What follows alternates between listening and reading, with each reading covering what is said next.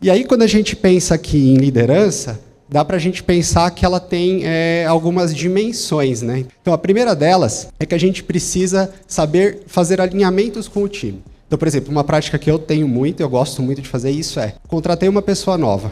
O primeiro passo que eu faço com essa pessoa é o que eu chamo de papo de alinhamento. Então, sento com essa pessoa e a gente alinha o que é esperado, quais são as expectativas, quais são os desafios que essa pessoa vai encontrar, quais são os critérios de sucesso das entregas dessa pessoa. Então, o alinhamento é extremamente importante para todo mundo ficar exatamente na mesma página. E você também tem que saber alinhar, comunicar exatamente o que é esperado, quais são os critérios de sucesso das entregas das pessoas. E também, quando a gente pensa em alinhamento, é esperado de uma liderança técnica que também saiba fazer alinhamentos com os outros pares. E existem projetos que são extremamente cross, que às vezes você vai ter uma dependência de um outro time, fazer uma implementação num microserviço que você precisa para o seu projeto andar. Então você tem que saber fazer esse tipo de alinhamento, negociar e etc. Então essa é uma das dimensões, alinhamento. Outra dimensão, a gente tem que ser capaz de ajudar os nossos profissionais, os profissionais que estão sob as nossas responsabilidades, a se desenvolverem. Então você tem uma pessoa que às vezes ela tem uma dificuldade no front-end, uma dificuldade no back-end, etc. Como que a gente pega e ajuda esse profissional a se desenvolver? Como que a gente pega e cria um plano de ação em conjunto com esse profissional para que essas competências que ele precisa, que são esperadas para o papel dele, essa pessoa desenvolva. Aí existem várias técnicas, por exemplo, eu também costumo fazer muito o que a gente chama aqui de PDI, Plano de Desenvolvimento Individual. Então a gente senta com a pessoa, desenha um plano, entende quais são os pontos que essa pessoa precisa desenvolver e apoia ela nisso. Então não é simplesmente fazer um plano e deixa. É acompanhar, é entender até o que você pode colocar do dia a dia dessa pessoa para ajudar ela a cumprir o plano de desenvolvimento dela. Inclusive, para essa parte de plano de desenvolvimento, eu gosto bastante de uma técnica que a gente chama de 70-20-10. Não sei se alguém aqui já ouviu falar.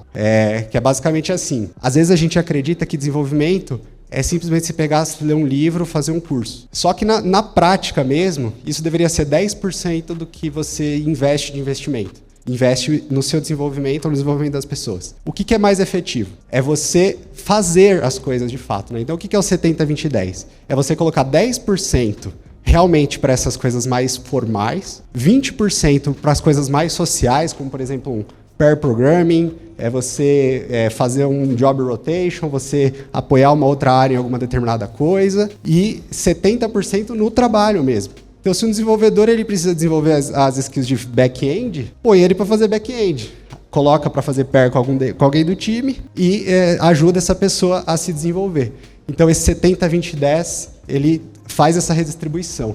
Então, às vezes, investir não só, né, mas investir em cursos, livros, etc., não deveria ser a maior parte, dado que grande parte do tempo é investido no trabalho mesmo, né? E também uma outra coisa relacionada a desenvolver é que, eventualmente, a gente tem que saber conduzir conversas difíceis. Então, pode ser que a pessoa traçou o plano com a pessoa não está conseguindo se desenvolver e você tem que entender e fazer uma conversa difícil, eventualmente, com essa pessoa. Ou dar algum feedback, porque o comportamento dessa pessoa também, em alguns aspectos, não está condizente com o que a companhia espera de comportamento. E para isso, assim, é sempre muito importante se preparar para conversas difíceis, né? Então, não façam, tá? Não sei se alguém já teve essa experiência, mas não vão para uma conversa que vai ser delicada sem pensar antes, sem se preparar, sem estruturar. Aqui eu gosto de usar um framework que é o SCI, Situação, Comportamento e Impacto. Então, assim, quando a gente vai fazer uma conversa difícil, é importante você situar a pessoa. Qual foi a situação que aquilo aconteceu? O comportamento que essa pessoa apresentou e qual que é o impacto que aquilo gerou. E aí, quando você está fazendo esse exercício, você pode até pensar em quais são as possíveis reações que essa pessoa vai ter. Então, por exemplo, pode ser que a pessoa haja na defensiva. O que eu vou fazer se ela fizer isso? Pode ser que a pessoa ela vai ficar agressiva. Porque você conhece o perfil das pessoas, quando você faz uma leitura da pessoa, você consegue ter esse tipo de parâmetro. E aí você já está preparado para aquilo. Não quer dizer que sempre vai sair como você preparou, mas já é um meio caminho andado. Então, essa é a parte de desenvolver. E outra dimensão importante é a parte de mensurar. Então, a gente precisa conseguir entender se o nosso time ele está evoluindo e caminhando da forma como é necessária. Então, conhecimento de métricas ágeis é super importante. Como que está o lead time? Como que está o cycle time? Como que está meu throughput? E vejam, aí eu acho que tem uma coisa super importante. Uma pegadinha é a gente olhar isso no nível de pessoas. Eu não acho que esse é o ideal. Acho que a gente tem que sempre ir no nível do time. Como que esse time está performando? O time é uma entidade. Como que esse time está performando? Como que está o nosso throughput? Quais são os nossos gargalos? Será que o nosso cycle time está alto? Porque a gente tem aqui na nossa parte de revisão algum gargalo? As pessoas não estão, sei lá, parando para revisar o código e isso gera um gargalo e, enfim, a gente tem problema? Então, a gente tem que olhar o time, conhecendo métricas ágeis e etc., para conseguir ajudar a gente a melhorar o nosso fluxo do time, né? A gente também tem que, na parte de mensurar, também mensurar os bons resultados que a gente faz e comemorar isso. Então, por exemplo, a moral do time está baixa, será que talvez a gente não esteja comemorando como deveria as coisas legais que a gente faz? A gente, eventualmente, entrega muita coisa, mas a gente não comemora, só entrega e passa para o próximo. Terminou ali o ciclo de 15 dias da sprint, vai para a próxima sprint e nunca para e fala, poxa, olha quanta coisa legal que a gente está entregando para a empresa. Olha como a gente está evoluindo. Então, essa é a outra dimensão super importante. E aí, a gente tem também uma dimensão que é decidir. Eu, particularmente, não acredito que as lideranças técnicas devem tomar as decisões sempre. Eu acho que a gente tem que estimular o time a chegar nas melhores decisões.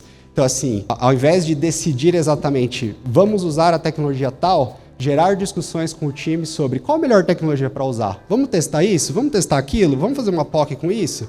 Vamos subir aqui um ScyllaDB que a gente nunca usou para ver o que acontece? Estimular o time a chegar nessas melhores, porém tem uma coisa que eu acho que é importante, que é, eventualmente o time não vai conseguir chegar numa decisão. Aí alguém tem que puxar essa responsabilidade e falar, galera, vamos para cá, senão a gente fica ali o resto da vida.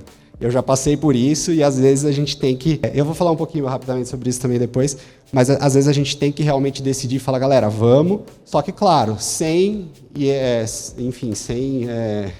ser muito agressivo com o time, impositivo e etc. Então, a parte de decidir também é super importante.